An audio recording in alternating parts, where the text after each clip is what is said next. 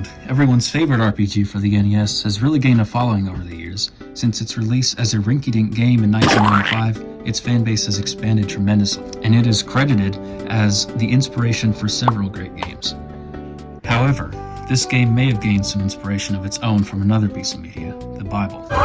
Throughout the game, players can find biblical references like the Sea of Eden and the Apple of Enlightenment, whose origins can be traced to the Garden of Eden and its forbidden fruit. But the most widely disputed allusion to the Bible is the story of the game itself. In it, Ness, our main character, is speculated to be portrayed as Jesus, along with his disciples, Paula, Jeff, and Pooh, as they travel across the land bringing peace and inevitably sacrificing their worldly bodies to vanquish Gygas. Now, neither Ness nor his friends are killed in this finale, but the similarities are there. This debate about whether the entire story of Earthbound was meant to be based on the Jesus era of the New Testament has been around for quite some time, but there are undeniably some holes in this theory.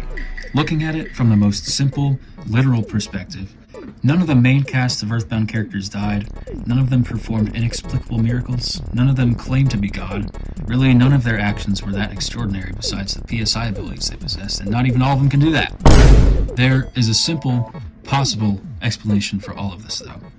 Earthbound is a game made for kids through adults, seen as its original rating. While the rating did undergo some changes, as it was updated to T for Teen in its virtual console release, the idea still stands that this game is meant for people of most ages, including younger ones. With this in mind, fans could conclude that a lot of the cruel, horrible things that Jesus and his disciples went through were cut from Earthbound's story for either not being age-appropriate or not appealing to the audience. By cutting content, Shigesato Itoi, the creator of the game, could construct a more hopeful, memorable story that people of all ages would enjoy, and one that he would enjoy making as well. While either side of this debate is equally possible, I believe something a bit different, that the Chosen Four are just really good Christians.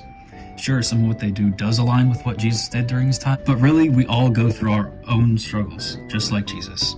As Christians and humans, we will face hardship and adversity throughout our lives, so it only makes sense that their story involves toil as well. Revisiting the biblical references throughout the game, while the Apple of Enlightenment might not have much significance in the average Christian's life, the Sea of Eden is particularly crucial to this theory. As previously established, Ness travels across the land bringing peace and helping those in need, but in each main area, your sanctuary locations can be found, each with their own fragment of a melody that reminds Ness of his childhood. While Ness is met with each of his memories, he is sent into his own subconscious, Magicant, where he confronts his innermost evils in the Sea of Eden. Within the Sea of Eden, Ness destroys the root of evil that anchors Gygas to him, eliminating his control over Ness. Considering Gygas is literally titled the embodiment of evil, this visual represents the Christian idea of salvation, where one must admit to oneself that no matter how much good they put into the world, only Jesus can truly complete them.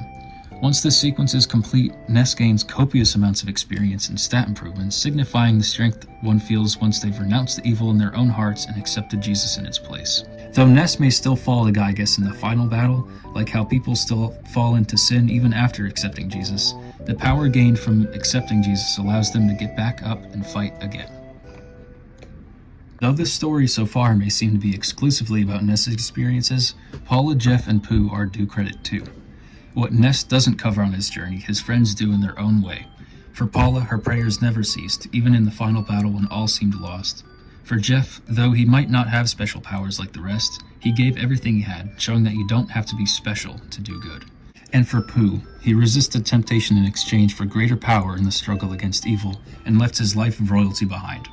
Everyone had something to contribute, and once they left their lives behind for the good of the world and joined together in the final battle, not even the embodiment of evil could stop them, demonstrating the power that comes with faith in numbers. Even if Earthbound isn't actually about Jesus at all these characteristics show how Christians in general should be. Kind, helpful in the world and to each other, prayer warriors, willing to drop sin even if it seems impossible, and above all, accepting of Jesus Christ.